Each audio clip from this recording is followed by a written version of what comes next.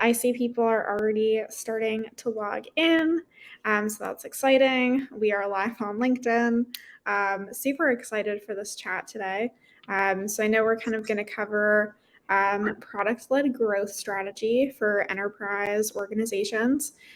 Super awesome to have you both. I'll let you guys introduce yourself. We can start with George. Hey everyone, George Soto here.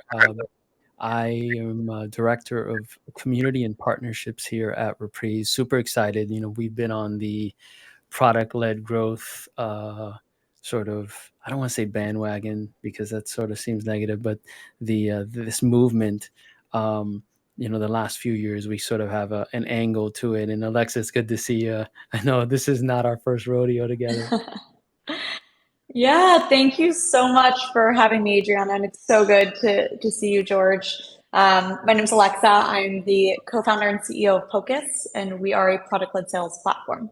So we help revenue teams at PLG companies turn all of their great data into revenue. So excited to be chatting about enterprise mixed with PLG, mixed with PLS, and all that good stuff, and very open to questions throughout in the chat. Or if there's a raise your hand feature, I'm not sure. So feel free to ask us questions as we go. Awesome. So I will let you guys kind of get to it in terms of asking questions and everything. If you are watching and you have a question for George or for Alexa, pop it in the chat, either here on AirMeet or on LinkedIn, and they would love to answer it for you. Awesome. Thank you so much, Adriana.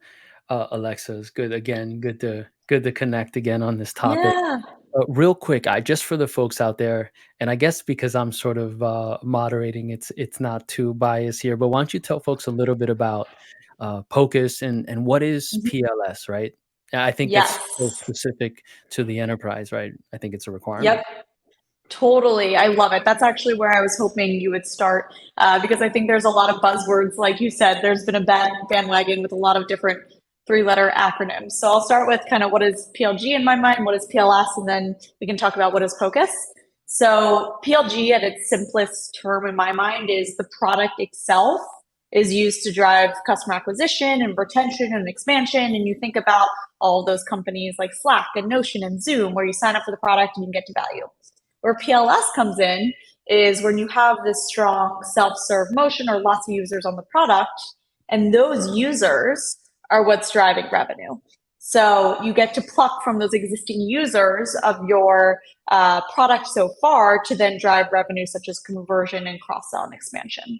So sales teams at product-led growth companies are really lucky that they have superpowers in the form of data, where if I'm a salesperson at the Slacks or Notions or Zooms of the world, I can already see users on the product that love the product, that use it, and I can just help them get to more value through that sales motion. So that's where product-led sales comes in. And then where Pocus comes in is as a product-led sales platform. So we help sales teams run that motion and run those playbooks of saying, you have a lot of users on your product. How do we give you insights into that data so that you can surface the best opportunities to be going after and then take the next best action to make those customers get to higher value and drive deals across that product-led growth company. So I can talk about more in the weeds what Pocus does or take this anyway, but any questions about that so far, George? It's interesting because I think, what you're doing with product-led sales is so important for organizations of all sizes, right? And I think one of the biggest pushbacks that you've heard, I think, over the last few years around PLG specifically was like, well, we have a sales team, like our product's not a credit card swipe, right? And so, which totally makes sense. And I think that the vast majority of the organizations out there, they have sales teams. They'll have a product-led, entry point, right? But there needs to be that human-assisted component to the overall motion. Yes, exactly. And if you think about why all of this happened, it's really the way that we buy and sell software has really changed. The old school way to buy and sell, you can think of like Oracle and SAP and Salesforce, where they just reach out cold, put a lot of marketing dollars towards it, figure out, just cold outbound to everyone in the world, hoping that you land a single potentially qualified lead and sell that way. And it's really about more of the relationship building. And you think of kind of steak and wine dinners and golf. And now there's a little bit new world where every single buyer just wants to sign up online and try something, or at the least talk to someone, but quickly get your hand to your company and yourself to value. So it's not a lot of stages. It's how do we get to value as quickly as possible. So this new motion is really having access to product in the form of demos, freemium, free trial, self-serve, you name it. So that users can really try before they buy, understand the value before making huge purchasing decisions. Awesome. Real quick, Antoinette Duffy asks, what is the flexibility to iterate sales process and change on the fly? I don't know, Alexa, I don't know if we need more context on that. I suppose, iterating the process when you're doing or deploying a PLS motion. Yeah. So, Antoinette, let me know if this is going the direction that you meant. So, what I actually see in this product-led sales world is that you do need to iterate and experiment way more than traditional sales. And what I mean by that is there's a lot of different signals that you can see in your data to reach out to. So, if I'm a salesperson at a product-led growth company, there's a lot I can be looking at. I can see, maybe I want to reach out to all of the people in IT that have signed up, or all of the users that are decision makers, or all the users that are in engineering, or all the users that have used this feature. And you have to constantly experiment with who am I going to reach out to and what playbook am I going to run. And it's not as cookie cutter as the traditional sales process. And so I do think that you need to constantly have that flexibility to be iterating sales processes and playbooks over time. And this is how much effort does it take to make those changes? Yeah, so I would say it depends on like how efficient your team is and the tooling you have. This is kind of why we built a product like Focus, so that you can build and test different PQLs or product qualified leads, as well as playbooks to run, which then inform your sales motion. So so long as you have the tooling, you have the right kind of culture in place as a team that you're willing to shift and iterate over time, as well as a really strong cross-functional kind of tiger team of folks from sales and growth and product, I think it's a good thing to be constantly iterating. George, do you have anything else to add to that? I guess my question the question that pops up is like, what are those data points that and I know that's a sort of a hard question to answer, just because it could vary, right, based on the product and Yeah. in place right now. But are there any sort of like maybe a checklist of best practices around, hey, make sure that you're tracking these particular data points? Yeah. So, in terms of the question from Mark, which is awesome. So, there's two things. It's like, what data should you be tracking? And then what are the benchmarks? For the benchmarks of have you started seeing typical conversion numbers for freemium, free trials into paid? This is going to be a non-satisfactory answer, Mark. But the answer is it really depends on both your product and your company strategy and what you're looking for. So some companies will say, we just want every single user on the product for free, and it's going to be a long-term lead gen pipeline. We don't care if they're using the free product for a while. We'll worry about it later once we have an enterprise deal. So they're not optimizing for free to paid conversion. They're likely optimizing for just product usage and brand awareness and adoption and a million other things. Whereas some companies are driving towards the reason that a free user comes to the product is because in the next 2 weeks after the free trial is over, they want them to convert. So obviously that methodology should be a lot higher. Like if you're saying, I want 100% of free trials to convert, like your number should be somewhere near that, or it really depends. And I've seen a huge range. In terms of the data to be tracking to figure that out, we think about at Focus, how we recommend to our customers and our community and how we think about it is there's a lot of different conversion metrics across various stages of a PLG journey. So you might have conversion starting out from the free plan to the paid plan, and then you might have conversion from the paid plan to the enterprise plan, and then you might have conversion for upsell and expansion. And so you want to keep tracking these to figure out, what are the major milestones or conversion events that we should be improving upon that relate to our company strategy? And then how do we know when a customer is likely to enter that conversion point? So is it when they've used a certain feature? Is it when they have more than 5 users? Is it when they've invited others? And constantly iterating to improve those conversion metrics that you care about. So they're really looking for that or those core inflection points, and then optimizing against that.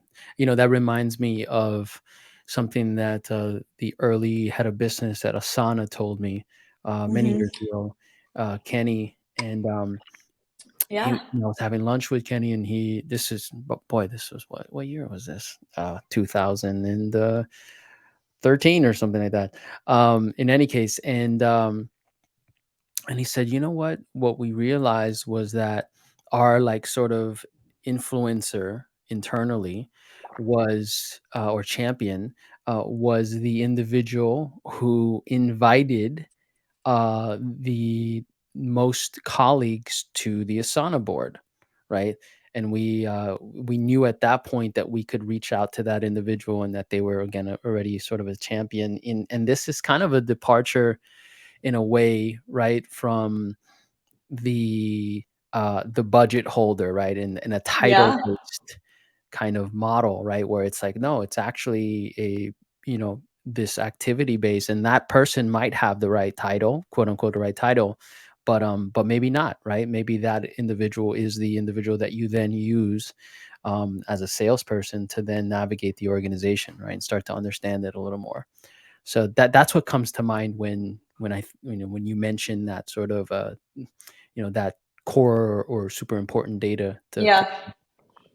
Yeah, I totally agree. It's interesting because there's similarities across companies of what important signals are, like the virality, inviting others, the usage, but some companies it can be totally different. It's like they care about, I don't know, every time this person in this industry signs up, or someone with this title, or someone who's interacted with a marketing page. So I think there's similarities across companies, but I usually urge customers to like take existing playbooks that have worked for others, but make it your own. Like figure out what are the important things, because the product at Asana might look really, really different than a Dropbox, which might look really, really different than a Figma.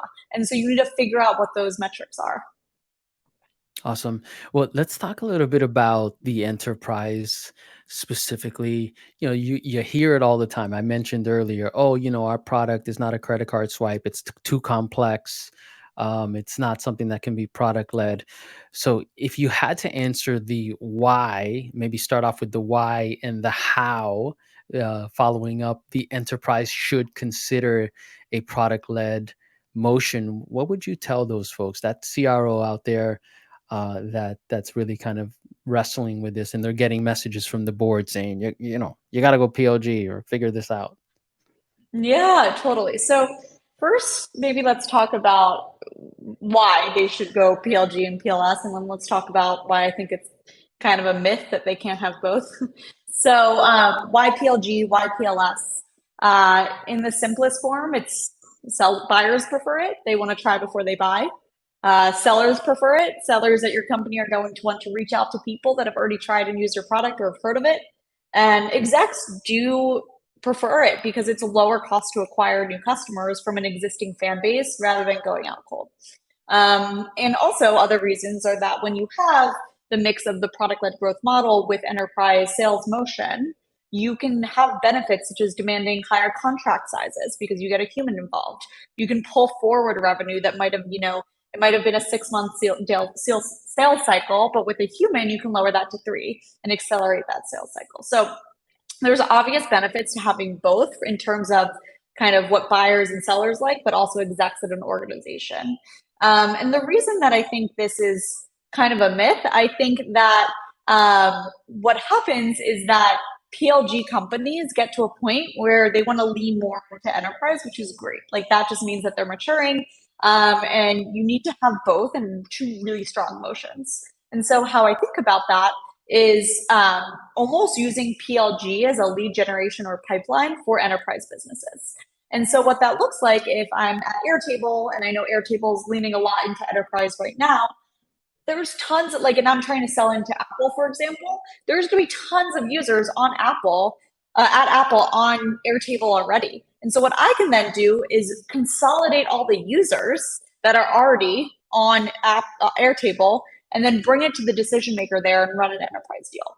So if anything, I really do think that companies aren't going to start separating the two, like PLG versus enterprise. It's really, you need product-led sales. You need one motion to go from, okay, we're using PLG as a lead generation source, as pipeline, to make it a lot easier to run an enterprise sales motion.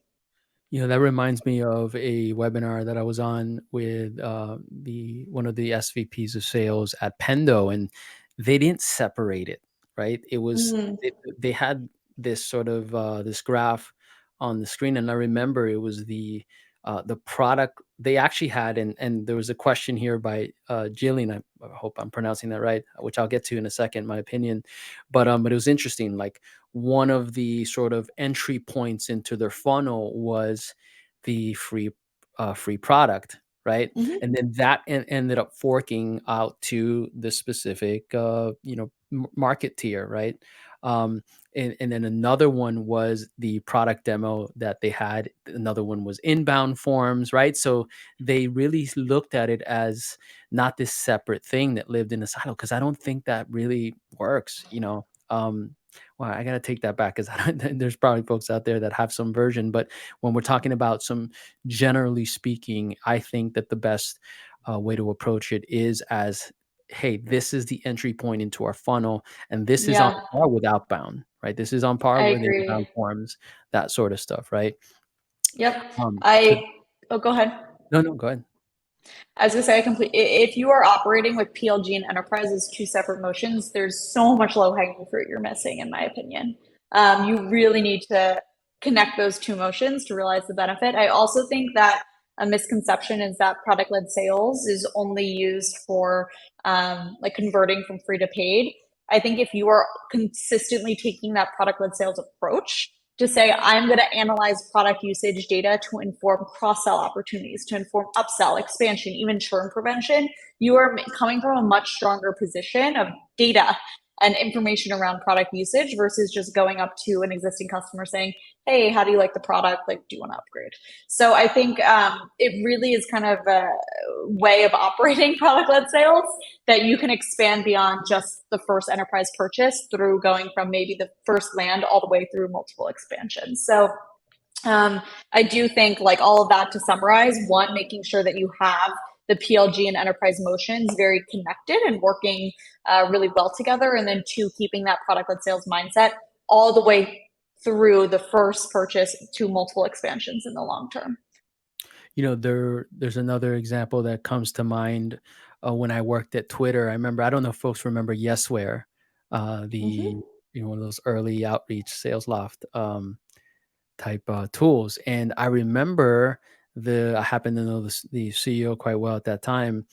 I remember he came and visited Yesware, and his whole, or Twitter HQ, I should say, and his whole pitch was, hey, sales ops or sales enablement team over there at Twitter, you have 180 people using the free product. You should probably upgrade to be able to get the security and the reporting and et cetera, et cetera. They're using it every day. Here are the power users, to talk to them, right? So if you think about that, for the sales leaders out there right now who are thinking about that, they were going for a enterprise deal, right? They weren't there, obviously, just checking up on free users. But what they did was they were strategically leveraging the free users to then sell it, right? So what did they do? They went and talked to the power users, like, hey, if this goes away, how is this going to impact you, right? And they knew that those power users were using the tool quite heavily and integrated into the workflow. And then you have the rest of the the user base who are using them as well. So I thought that was a great, and that, a great example that always comes to mind on how do you Yeah. like mesh the freemium very top of the funnel with the enterprise motion. And I think they actually ended up getting that deal done, from what I Yeah. remember. I love it. Fantastic example.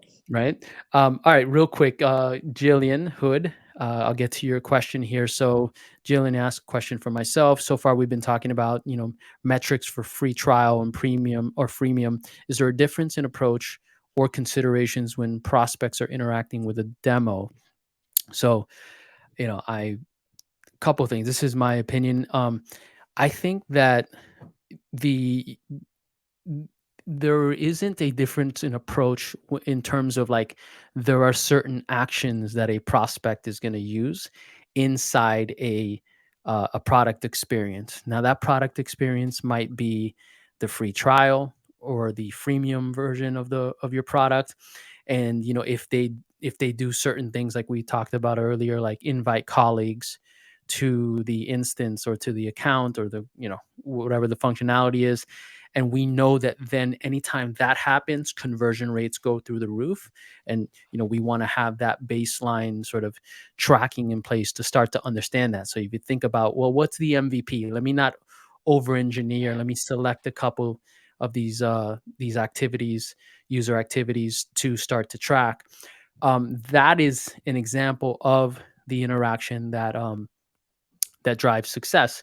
I think the same sort of framework can be applied to product demos, And so, Jillian, I'm guessing you're talking about like a demo or product tour on the website. Of course, we do that. So that's why I think you're asking that question. So it may be awesome. Yeah, it may be this. It may be after the user completes, or the prospect that on the product tour completes 5 pages.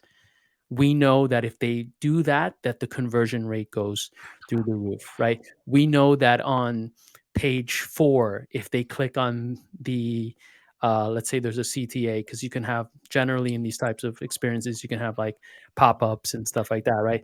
um, we know that if they click on a specific link, at that step, that conversion rates go through the roof. So it's like very much thinking about this experience like a product manager. This is what product managers have been doing it for years, to understand how to push folks or users through a successful product experience. I mean, it's a very similar sort of approach, right? So again, it's, I think from a data aggregation perspective, um, and in data analysis, it's not different. Of course, what you're working with is different. You have this, demo experience, product tour, et cetera, versus an actual product.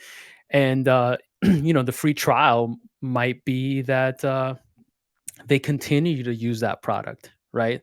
Versus the product tour, it's just sort of a cloned experience. Then they go into the actual production environment product.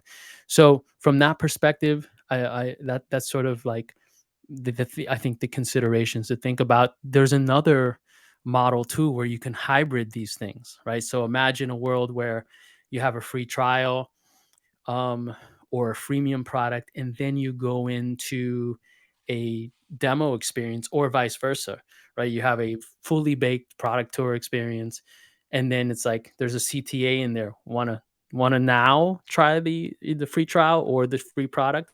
So all these sorts of things that I would just absolutely A/B test in the same way that we A/B test landing pages and home pages and etc. So that's sort of my take on it, and what I've heard some of the best practices have been. Anything, Alexa? Because I know you're one of the leaders on planet Earth in PLS, of course, and PLG. Thank you. I don't know about that. I think you are, but thank you. No, I think that was really well said. And it goes for everything PLG and PLS. It's experimentation. It's a lot of A/B testing. It's a lot of, shipping something. Did it work? If yes, double down. If not, figure out what works. And the reason that there's not as much of a cookie cutter solution as traditional enterprise sales is that every product is different. So every sales motion is different. And so the data is going to look different. And so what resonates with end users is going to look different. So I completely agree with everything you just said. Totally. Well, let's get into like the organizations that Yeah. actually own this product-led motion. Yeah. Um, and I know this is something that I've seen that sort of vary. There's some organizations that have their own like, PLG task force. There are like Hootsuite. I know Hootsuite, they have someone who is, and this is interesting, right?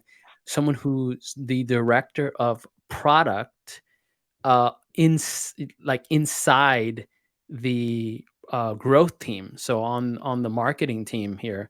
And it was different, so it's not a product manager. They actually have a product manager who also is involved, but this is the stakeholder on the revenue side that is tasked with using product to drive growth. And then you have folks on the sales team, right, who are thinking about it, Mhm. like that VP or those sales ops people, those sort of things. So like who should be owning this within the organization? Yeah, this is a hot debate right now. And I'll give you the quick answer, and then I'll tell you some other things I've seen. The quick answer is it has to be cross-functional. This is not something that product or growth or sales or marketing can like go heads down and spit out the perfect PLS or PLG engine. So why it needs to be cross-functional is that it really does involve so many different folks on how they do their day to day, what leads to go after, what leads should even be surfaced. And so, what I see successful companies do is create, like you mentioned, growth squads or tiger teams of people across sales and marketing and product and growth to do things like define what a product qualified lead is and then roll that and continue to iterate on it with the sales team. And it really, how I mostly see it in organizations is that the product team will own initial user and acquisition and adoption before sales gets involved. So they're owning how do we get a lot of users onto the product without needing any human interaction. And then where sales comes in is to say, okay, how sales and growth and product and marketing will say, how do we actually define what the right lead is to go from just using the product to interacting with a salesperson? And should that be someone that's interacting with the salesperson? Should that be an AE? Should that be an SDR? Should that be a sales assist person? So all of those decisions get really tackled as a cross-functional team. And then the end users of the PQL, so the people that are actually saying, okay, this is the PQL that I want to reach out to, and this is the action I'm going to take, typically is sales. So it starts with product, then it goes through, and it's a cross-functional tiger team to define, iterate, experiment with PQLs, and then sales teams are the ones that are actually surfacing and actioning those PQLs. So it really is a cross-functional process. I think when we started to talk about PLG a lot 2.5 years ago or so, I remember we would post a bunch of stuff on LinkedIn and we'd get salespeople upset, and I'd be like, why are salespeople so upset? Like in my mind, like you have this other pool of prospects that I mean, really, right, that are already in your product, who already know you, and even if they just signed up and never used it, they still had enough awareness and intent to actually at least sign up to your product. And I remember they were getting so upset, you know and I think I sort of figured out that I think a lot of, and I don't know if this is still true, I suspect it is, a lot of salespeople were just sort of maybe apprehensive, or apprehensive or scared that PLG or PLS meant that their jobs were going away, right? Mm. So what would you say to those sales organizations, right? And this is super important because as we all know, we are all humans, and you could have a wonderful strategy, wonderful product on paper and etc. But if the humans are not working together, you're in you're gonna have a challenging time operationalizing. So what would you say to those sales organizations, those sales folks, about this concern? Yeah, no sales jobs are going away. There's not going to be a world where the product can completely sell itself. I do think the role is shifting. So what you have to be good at as an SDR, an AE, or sales assist at a PLG company is you have to be comfortable with data, and you have to be comfortable understanding who are existing users of the platform and how should I have a strategic outreach to someone based on how they already adopted the platform and how can I add value to them, versus the traditional sales rep that's like, let me just reach out to everyone on LinkedIn and hopefully I get a bite. And so I think that there's always going to be salespeople, and no one's job is going like out of date or will be replaced in the future. But what I do see is the type of sales rep that wins and kind of succeeds in this world is way more data driven and way more kind of thoughtful about their outreach. Gotcha. Does that make sense? Do you agree with that, George? I'm curious to get your thoughts. Yeah, I think so. I think the only caveat that I sort of think about is, um, well, what happens if you don't have the right support to drive or to create Yeah, that pool, right? Because that's, to your point, it has to be in an like entire organizational thing, and if there's any fragmentation or misalignment, like, it could go sideways. And so that's the only totally. piece, and then you sort of back into this old school thing. But I remember Doug Landis, who's over at Mhm. Emergence, he talked about the future of the SDR being that individual who was really a product specialist, right? Mhm. They're not trying to, like, get you on a demo, because theoretically within a PLS motion, you're in the product a bit. Now, how much do you get, in terms of understanding is TBD. I think it depends on the product, and the use case, but it's certainly not starting at zero, right? So Yeah. it shouldn't just, like, pop open, and that's the benefit, right? One of the great benefits of a PLS PLG motion, again, is that you're not starting at zero. They're in Yeah. there. So that's the only thing. If you don't have that support, you don't have Yeah. that pull. Um, so that's I agree. kind of a thing. The other thing I would say is, like the salesperson who was just like, oh, super, cool person. That's all they had. Um, I don't know. I don't know how you're going to excel in a world where people are going to want to kick the tires on your product, Mhm. and it's just going to happen. Now, has it happened? What's the sort of penetration of this motion within the overall overarching market thus far? I'm not sure. I don't have exact numbers on that, but I know it's moving to that, right? We all know Mhm. that we used to pick up the phone to call an organization, and then we went to web forms and then chat and et cetera. We'll see what happens in the future. So we know that the consumerization of Mhm. B2B or the enterprise happening. And so it just makes sense. You have to adopt, right? Um, Totally. and adopt this motion. And the salesperson has to be more of a product expert, because then they're just going to get on the phone. Hey, how's it going? How's your day? How's the weather? Do you have dogs? Oh, great. And then they're like, well, look, I'm already in your product. What value are you bringing? You have to be that expert. Yep. How's the weather? Do you have dogs? That should be that should I love that. I'm gonna reuse that. That's the old school way. But we can still ask each other, if you have dogs. Yeah, I'm still for okay with sure. that. But then I got to Um go into actually adding value and actually knowing my product, and not just someone who's showing you screens on a yeah, Zoom, right? But yep, like on the strategy, right? This person becomes more strategic, in my totally. opinion. Yeah, and it's an interesting point you made that also links into the questions we're getting in the chat of, how do you get buy-in from the top to set the company up to make sure that SDRs, product specialists, AEs are set up for success. And a lot of that does come down to the tooling and having systems and processes in place to make it easy for salespeople to get access to this data.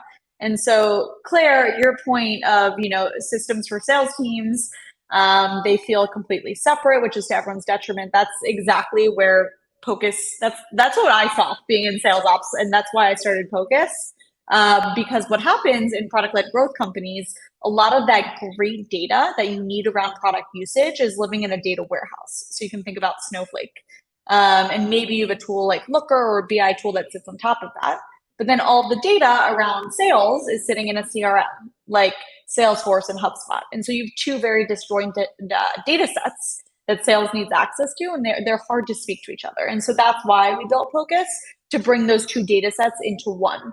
So you can see, who are the best accounts to go after, who are the best users to go after, the best teams to go after, based on both who they are, industry, geography, company size, as well as how they're engaging with your product.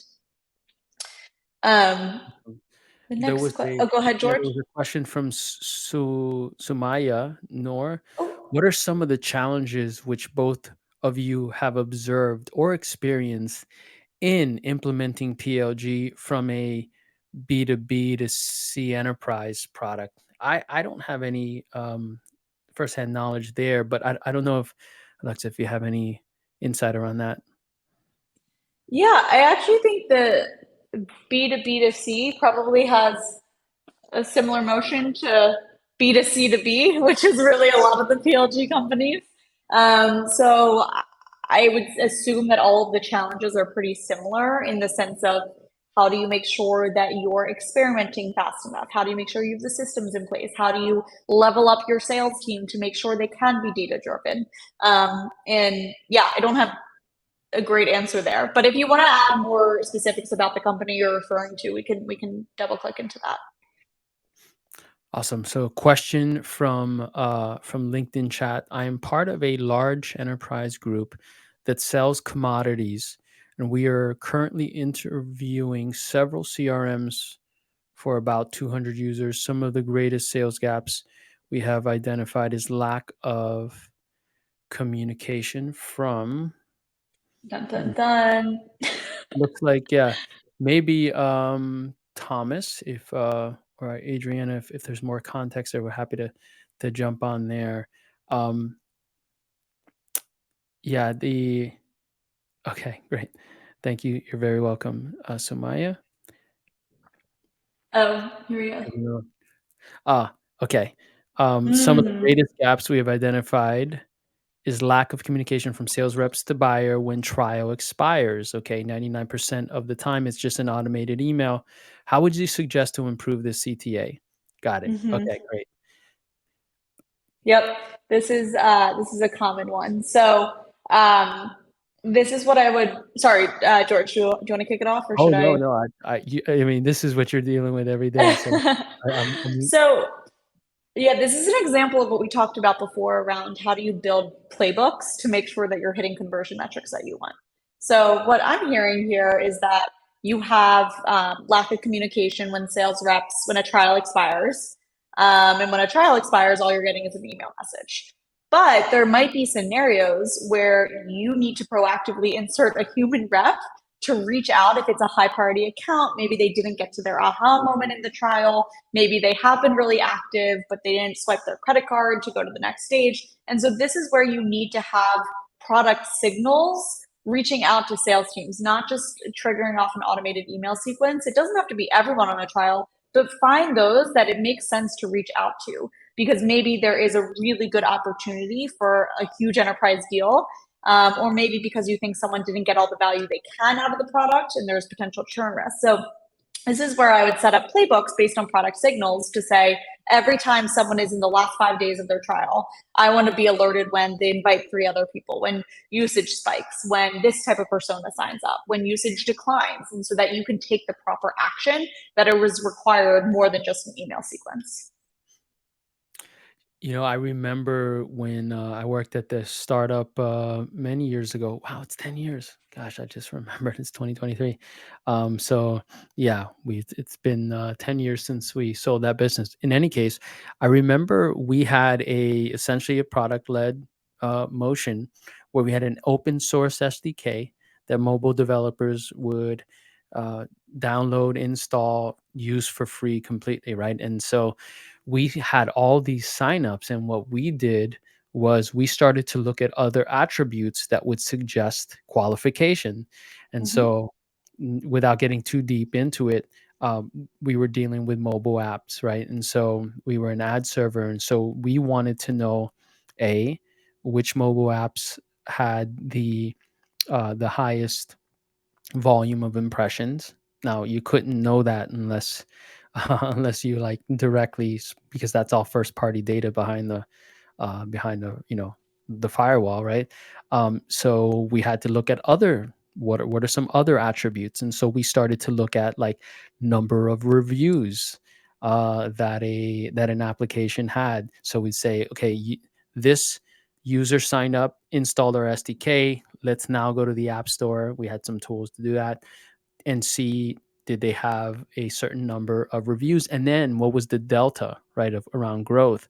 And so there were these variables that were, third party information that we could now over time start to infer that, okay, they have a certain number of impressions, because anytime organizations have this number of reviews and then is growing at this rate, according to third party external signals, they're going to be qualified. So was it an exact science? No, but it really, really helped, as opposed to just completely shooting in the dark. So really I looking love that for those example. right. Qualification, right? And again, and that's why at some point, this PLS motion is there's humans that are involved to take it that last mile. And but you need the automation up front, or else you just have no chance, right? You're literally just walking in the dark. So those are some things that come to mind for me. Andres Charles asks how to find the aha moment in the earlier stages. We sort of spoke to this a little earlier, Andres, but it was Yeah. really those inflection points. Would you say, Alexa? Yeah, I think there's a couple things. Am I echoing, or am I good on your end? You're good. Oh, good. No, I think this is, Andres, a good point of finding the aha moment. It depends on kind of the company, what it's going to be, and you can run different experiments here. So if you want to say, let's say you have 100 paying customers, what you can do is actually look at your data and say, what actually converted them from free to paid? What are the commonalities amongst these users that have led them to being successful?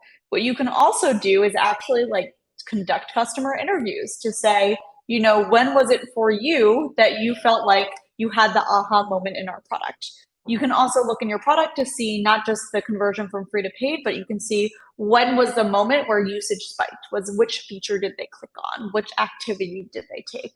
I think that companies can overthink this a bit and get really in the weeds, and especially if you're on the smaller size and don't have like millions and millions of users, I wouldn't recommend going the whole like AI analysis paralysis mode. I would say keep it simple and figure out based on customer interviews, based on basic data analysis of what good looks like from your customer base so far. That would be a good starting point. Awesome. Great. And hello to Argentina. Love Argentina. I've been there a couple of times. I have good friends there. Awesome.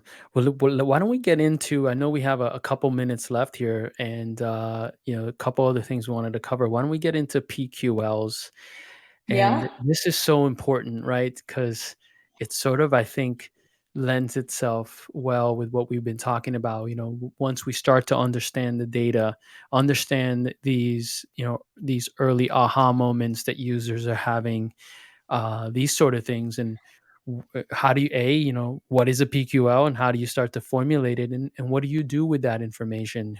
Is it something that only the sales team can leverage, or are there automated ways that data could be leveraged? Yeah, I love that. So, talking about what a PQL is. So, just basic definition, a product qualified lead is a user that is ripe for some sort of conversion, whether it's conversion from free to paid, conversion to an expansion, based on who they are and how they've interacted with your product. So, based on things like customer fit, industry, geography, company size, as well as usage. Did they use a certain feature? Did they invite others? Do they log in every day for the past week? Those sort of metrics. So that is a product qualified lead. They qualify for some certain criteria for a conversion event that you can then take action on. There's also a concept of product qualified accounts, which can be when there's a lot of different users, PQLs, that qualify within an account. That account can become a product qualified account, so a PQA. And Really, there could be PQ anything. There could be a product qualified domain. There could be a product qualified workspace, team, whatever that is. And really, what it's just saying is there's a certain user, a certain team, a certain account that has entered some sort of playbook that is ripe for conversion, and that a sales rep should reach out, or you should put them into some marketing cadence.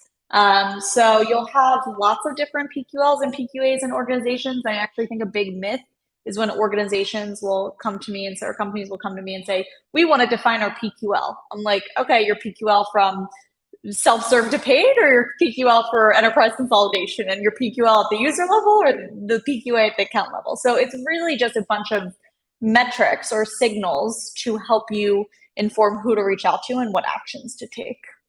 That's interesting because, one thing that comes to mind, and I don't have the answer here, and this is, I think relative, is like, well, does the way that the PQL or how the PQL is determined, does it vary based on the channel that it was initiated in? So, in other words, if someone comes and signs up to your product via the website inbound, and they, came in via marketing activities, does that change the way the PKO is figured out versus, let's say, you have salespeople doing outbound, sending people to sign up to product?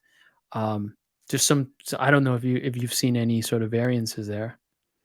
Yeah, I think a lot of things determine the PQL, the channel, but also kind of what is your conversion goal. So the PQLs for conversion from the free plan to the paid plan, or the goal for getting users to convert from free trial to a paid customer, or the goal to consolidate a bunch of users in one account for an enterprise license, it all looks really different. So for maybe self-serve to paid, you're going to want to just see that they've been in the product for 30 days. Or for the free trial, you're going to want to see that they hit some certain feature. For enterprise consolidation, maybe you want to see that there's at least 3 different workspace and 100 users. So Mhm. I think of it as kind of the different conversion events will require different ways that you look at and establish your PQLs. Awesome. Awesome. All right. Well, let's talk a little bit about just the plumbing for or the tech stack for y- putting together PQLs, and Yeah. then the distribution of that information, right? Because I think for folks out there, hopefully they're understanding, hey, there's this data that I need to be able to collect, those aha moments. What are those inflection points? What are those the combination of user activity that we know now drives conversion?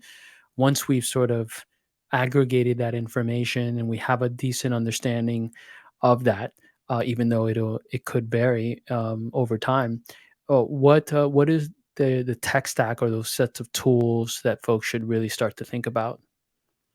Yeah, so the baseline of what you should have is we recommend having a data warehouse and a CRM to collect all the data. And that's where your data sits. That's the system of record, source of truth for your data. But to actually then define PQLs and surface them and take action on them, I mean, that's where focus comes in. So we actually help you define what those different PQLs should be. So the stuff we were talking about with RevOps and growth and product, how do you define what a PQL is? And then also surfacing it to the sales rep at the right time and telling them how to take action on it. So, for example, let's say that one PQL that you want to create a PQL for free to paid conversion. And POCUS will suggest that one of those PQLs is every single time someone invites 5 users and they are on the marketing team, that means that they are ripe for conversion, so they're a PQL. And so you should reach out to them. So that lead will get surfaced in POCUS inbox to the right sales rep that owns that territory and owns free to paid conversion. They can see that lead and they can see the action they have to take. Maybe the action is reach out to the decision maker, or create a contact in Salesforce, or email them, or research them on LinkedIn. And so all of that can happen. So you can think of POCUS as both the platform to define what those signals or PQLs or playbooks are, and then also how to operationalize them with your team. Fantastic. Now, there are folks out here, or on this webinar and just in general in the market, who are sitting down and going, okay, now I've been asked to try to figure out what this PLG thing is. If I'm starting at that position, or from that perspective, and I have to look at freemium, free trials. I mean, even product demos, right? From what we're doing over here at Reprise, what would you recommend for those organizations that are assessing about now starting to go PLG or PLS, right? And if you're Yeah. enterprise, you have to do PLS, right? Like Yeah, for the yeah, most yeah. part, right? So do you mean how do you start seeing this data, figuring out the data, working from there? Or how do you, let's say you're at zero, right? And how do you start to determine I'm going to now build a free trial versus a freemium product Mm, versus, you know what, yeah. maybe we'll start to just do some product tours. Yep. So if it really depends on how your product functions and the level of complexity and how long it takes users to get to value. So if you have a product that it's really easy to sign up, get value immediately, single player, low complexity, think like Calendly or Loom, you just sign up and you get it. That's where I would recommend introducing like the freemium product or the free trial because you can sign up, get to value quickly, and then you can adopt a product led sales motion on top to drive even more value for that account. For other products where maybe it takes a week or two to see value and there's more complex of a setup because there's multi players, there's that might be the path to start with a product demo because then you can have a demo to give you the value out of the product and start to see where those aha moments are. And then over time, have human assistance as you get to value. So it kind of is every company, I believe, can get more and more towards a product led sales, product led growth motion. It just depends on where you are in your journey and really around the complexity and how long it takes to get to value for the end user that I would recommend kind of different paths. Awesome. I mean, one thing that I would add to that, just as I think about this, is, well, what is possible for your product, right? And this is, I mean, this is why, again, we always go back to, um, you know, this idea that it has to be cross functional, because you might have an enterprise product like this product that historically has been sold very specific way. Now Yeah. there might be an opportunity, and I don't know this. I mean, there's a lot of variables here, but there might be opportunity now to actually have a version of the product that has a component of it that is self-serve, right? Yep. Um, and that you didn't have before, right? And that opens up or expands your revenue opportunity, right? So it's not now Totally. taking over the historical or the traditional stuff. It's saying now we can actually open up and start to target Mhm. this part of the market, right? And then when they get to a certain point, then sales assist, right? Right. So all these sorts of things that I think open up that you have to sort of consider, and it's not an Yeah. overnight thing, right? This takes a lot of time, and in fact, I was chatting with, and this is probably about 2-3 years ago, with a friend of mine who's like a leader in enterprise sales at Asana. I keep going back to Asana because I have so much. I guess I know some folks there, but he was now, they started off credit card swipes and transactions, and now he was in charge of, or partially in charge of, trying to go up market, right? And so, and you're talking about a product that is a decade old now trying to figure that out, right? So it's going to take some time, I think, but you got to start somewhere, like running that Yeah. experiment, start to get that data that then will allow you to make those decisions. Totally. I have so many companies that reach out to me saying, we've been traditionally sales led, but want to start by offering a self serve version of this product or a free trial of this. And it can be baby steps and continuous experimentation until you get more and more there. So many different paths to get to PLG and PLS. Totally. Alexa, we'll go ahead and wrap up here. Thank you so much for taking the time to chat, and thank you so much to everyone who's been asking questions and hopefully learning how to start to apply these strategies. I'm going to go ahead and post our LinkedIn's in the chat here. Um, so I'm going to go ahead and that do do check out Pocus. If you're an organization out there who's trying to figure this thing out, to go PLG or PLS, um, check it out, right? Well, you're getpocus.com, right? Pocus.com. Yeah, thank you so Oh, much, okay. George. Yeah, for having us and chatting about this. Always fun to talk to you. And we also have a community that you should definitely check out of around 2,000 people in Slack talking about this topic. So it's pocus.com/community. But thank you all so much for your incredible questions. George, as always, the PLG expert. Really, really appreciate chatting with you. I just talked to a bunch of folks. Thank you so much, Ivana. Yeah, and so I just posted a couple links there to Pocus directly, and then to the Pocus um, community on Slack. So I'm part of it, and it's really like I got to give you a shout out, Alexa. Like, it's one of the best communities out Oh, there in thank you. B2B. Super vibrant. Just really, I don't know. I would say it's the model to try to pursue Oh, thank to you. mimic out there. Um, and thank you so much to the Rev Genius folks for putting this together. If you do have any questions about Reprise as well, we're at reprise.com. I'll go ahead and post that as well. And again, we do these demos or product tours. And so it's also another form of PLG, which is so interesting. I'll end with what Kyle Poyer over at OpenView told me probably about 2 years ago or so. I said, Kyle, what is PLG? He says, anytime that a user is able to kick the tires or experience your product before making a decision. I thought that was interesting because it's like, wow, that's vast. And it's like that could be at the top of the funnel, right? So you're not a customer yet. That could also mean that you're a customer, right? So Mhm. upsells and expansions, huge, Exactly. I love that huge, huge definition. I'm going to opportunity. steal that. Steal it. It's awesome. Kyle is fantastic. All right. Well, without further ado, hope everyone out there is having a wonderful, wonderful Tuesday, and have a great day. Thank you.